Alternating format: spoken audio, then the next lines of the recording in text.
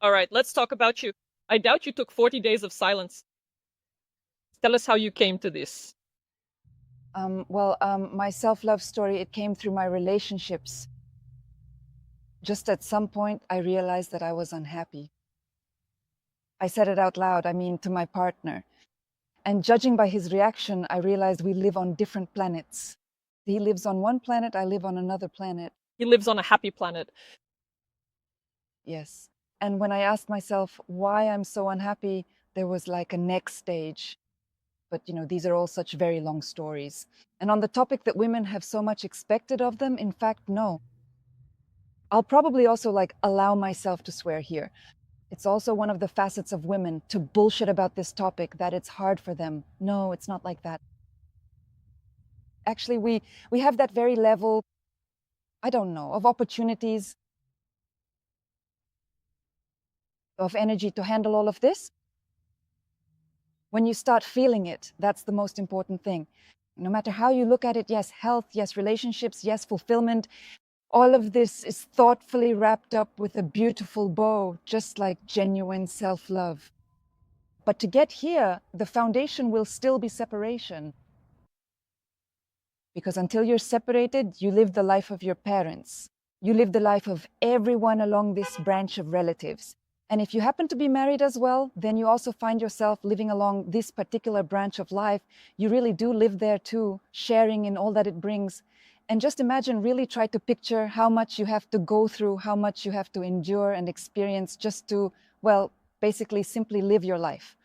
But when you have separation, when you are able to step back, you can see things clearly and distinctly without feeling guilt, without being afraid, without falling into self-pity, and without whatever else, I don't know, manipulation, all of that. When you remove all of this and clearly and distinctly tell everyone, my place is here, your place is there. This, yes, there, I don't know, I'm very much like my grandmother. Yes, I have these qualities. Okay, some of these qualities I keep for myself and some I don't. I do this without any sense of guilt. Not because I'm betraying her by doing so, but because I say, okay, I like this, I don't like that, because my relationship with her isn't codependent, but calm. And it happens not only with mom, not only with grandma, it happens with girlfriends and with everyone else, yes? That's why for me, this self-love story has always been, if you want, so to speak, this little bouquet with a bow, you need to go through the separation stage. But the separation stage, as we said before, is unfortunately only elementary school. Once you've finished your separation, you've finished elementary school. Then the next stage truly begins for you. The next stage is where you absolutely know how to feel your body.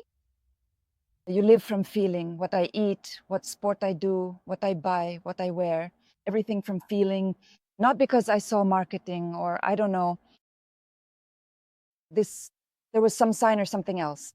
It's all the same what sign it was. You just feel it. And then you begin building relationships that are deep and honest. Thanks to these relationships, if there are children, okay, there are. If not, okay, there aren't. That's also not important. So there you won't have that race anymore like, oh man, I urgently need to have kids. No, you might not even do that.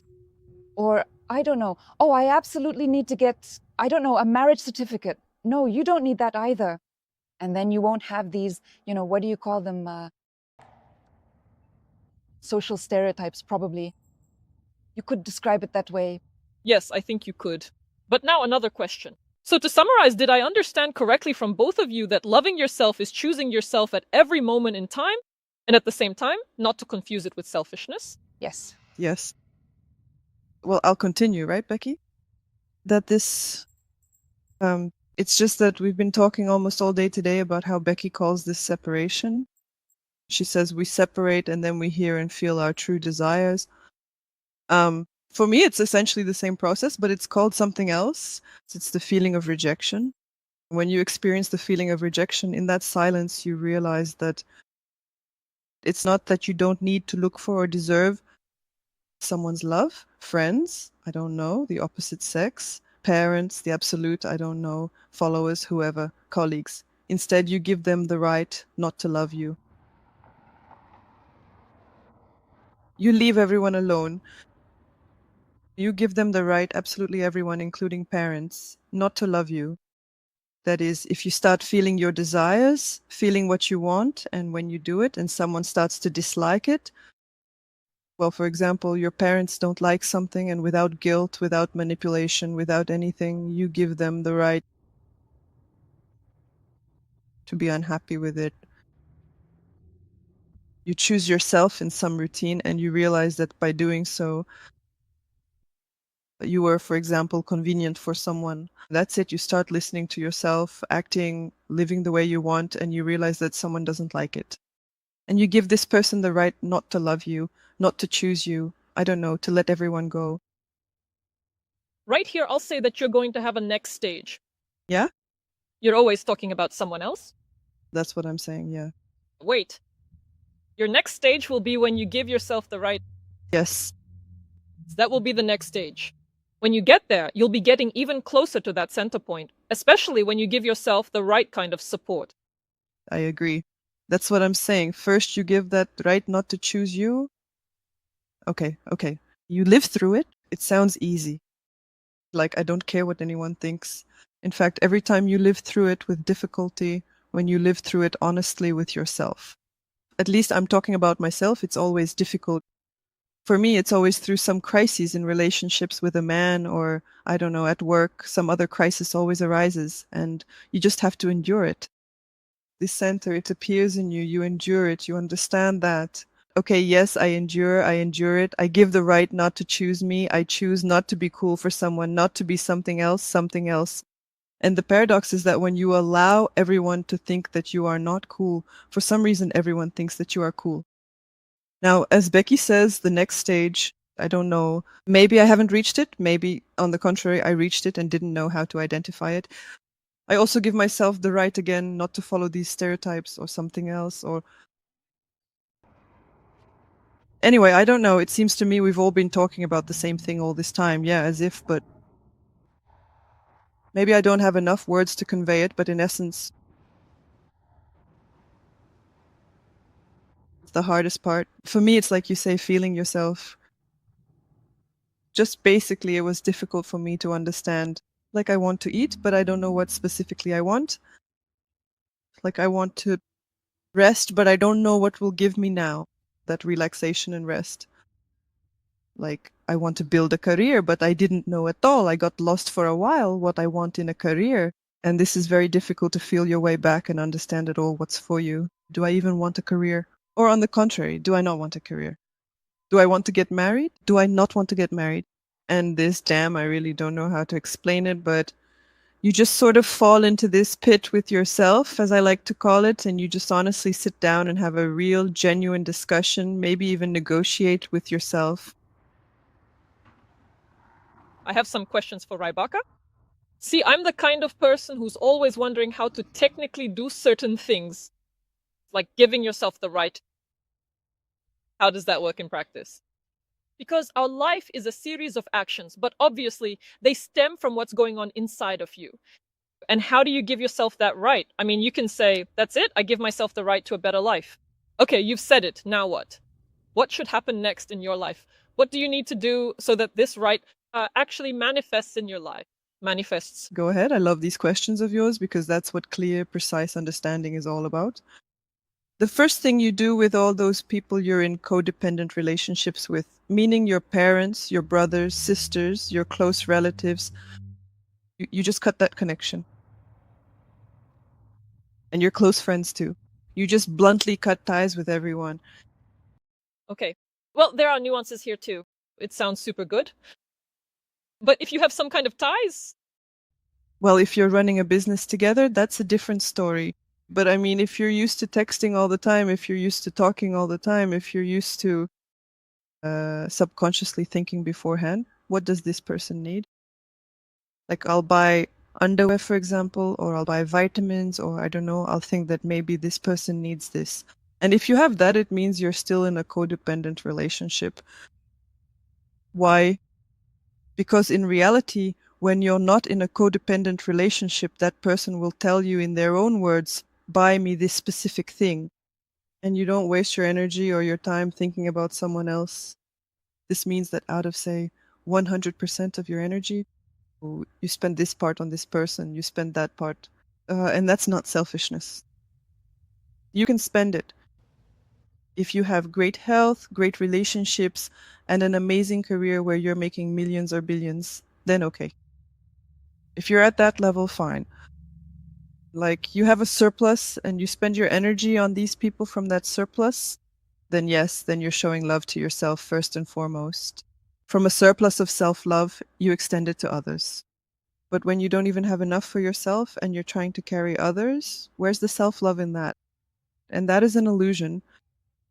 But to get here, you have to bluntly cut it off, just bluntly cut it off. And when you are truly left all alone with just yourself, oh, then we will see. Well, okay, but that's about cutting all the ties that, roughly speaking, just drain our energy. Well, yeah. No, those are codependents. Sometimes you pull energy, sometimes they pull energy. Uh-huh. So it goes both ways. Okay, fine. Let's say we were lucky enough to cut off all codependent relationships. Then you're left alone with your own energy. Yes. What do you do next? Right? This is where elementary school ends and middle school begins, where you've finally taken responsibility for all of your energy. And you're like, well, now let's get to work. Okay, but then a question arises. You're used to acting based on slightly different principles. And how do you teach yourself to act out of self-love? Because, well, it's scary, for example, to do some things because you just don't have the experience. And you're afraid of making a mistake, which sounds logical to me in this case. What needs to be done? So the moment you cut all that off, when you're left with yourself and stewing, as they say, in your own energies, you just direct all of yourself. All day long when you eat, you ask, how much pleasure am I getting from this food?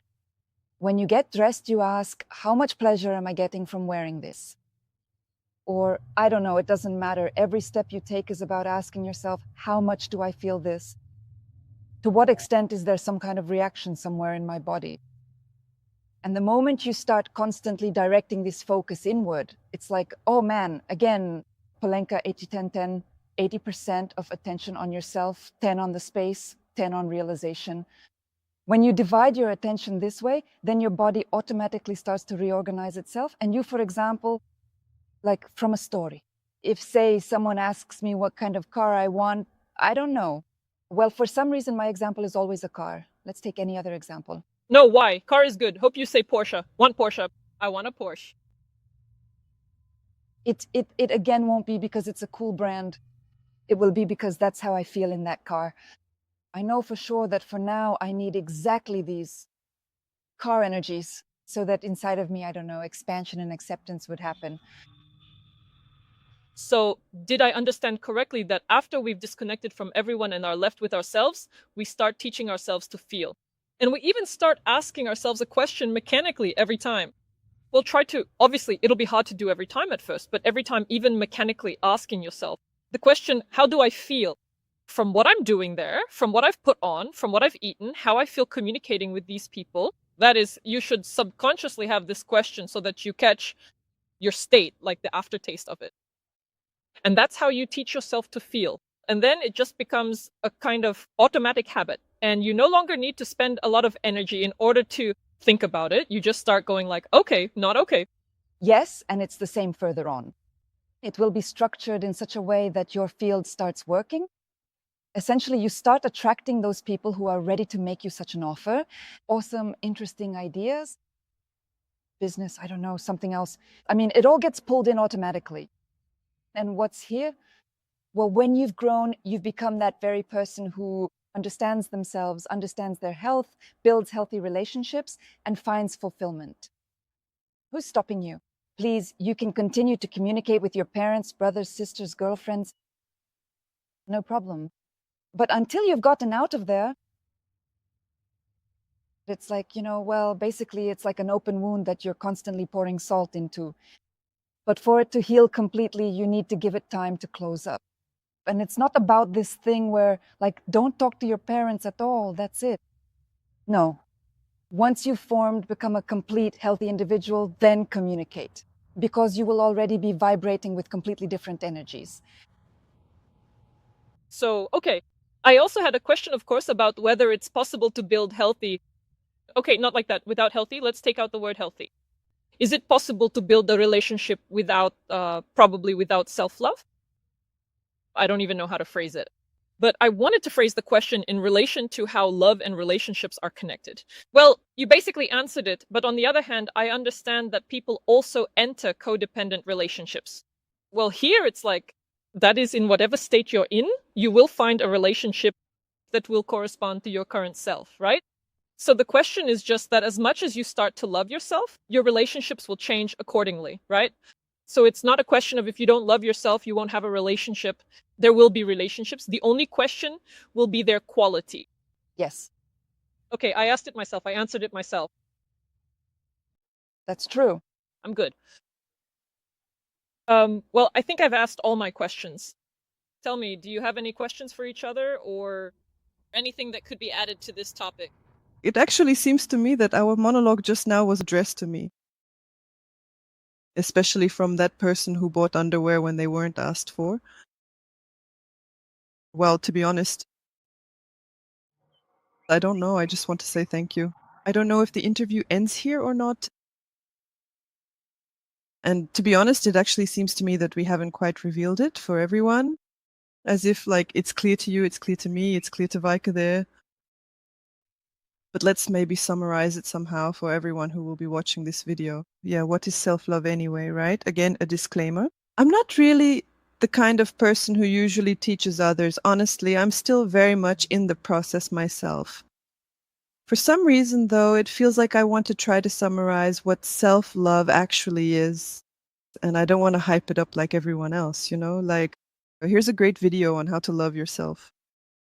Well, I think that maybe the very first thing you should do is just being truly honest with yourself. To better understand where we adapt ourselves for the sake of others and where we are actually being truly kind to ourselves.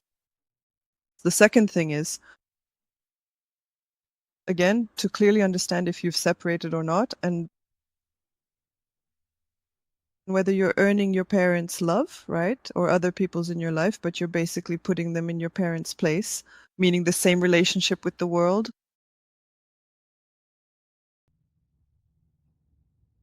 To cultivate the foundation within yourself. But then again, that's after separation, right? And from there, I don't know what comes next. I mean, Becky just shared the plan, so we'll see how it goes for me. I'll definitely let you know, or maybe I won't. Because Becky actually scolds me for not taking the time to learn things myself before I start broadcasting it to everyone. Yes, I keep trying to get her to focus on. So after this video, you're all going to lose me. Because I'm actually going into my, sort of like isolation. So I think I've got it right, summarized it well. First, understand yourself in silence, then separate. Yes, and most importantly, if you're happy where you are and don't want to change anything, you don't have to. So many people in this world live in codependent relationships, and they are actually happy in those codependent relationships. So why should they change anything? By all means. But if there's something inside that's like, Well, let's go back to being honest with yourself. Of course, if everything, we can all say that. something is scratching away and looking out, almost as if it's saying, like, I want something else in my life, then yes, then that's the path. But it's not about like 5 ways to do this. It really doesn't work. It just doesn't work. It's all hype. It's all just marketing. The truth is, it's going to hurt. You'll cry, you'll suffer, and so on through all the stages. But when you get through it and this sense of wholeness is formed within us, an inner core, a steady presence, then it will already be different, right? So for everyone listening to us, it's about everyone having a choice. If you want to be really close, like with your loved ones, it doesn't matter, by the way. It could be relatives, it could be friends. Sometimes we just project this parental factor onto someone else. You can do that without any problems. The main thing is that you feel great wherever you are. Don't be afraid at all. Basically, don't be afraid of losing anyone. The most interesting thing is when you start, on the contrary, even out of fear of loss, you hold on and think, damn, I won't choose myself because I'll be left all alone, lonely, unwanted by anyone. And what's the paradox? Well, I'm an example of that. When, on the contrary, you're not afraid of losing anyone and you just choose yourself, the more people are somehow drawn to you. For me, it was really cool, actually, the paradox of my whole life. The more I think, yeah, I'm like, okay with everything, fine, I'll allow myself not to choose, not to love, the more people are drawn to me. So don't be afraid, because the fear of loneliness is exactly what overall prevents you from turning toward yourself. And perhaps towards the end, I want to talk about the theme of globality. Why am I still in favor of all this? I'm for all this only because I have this global idea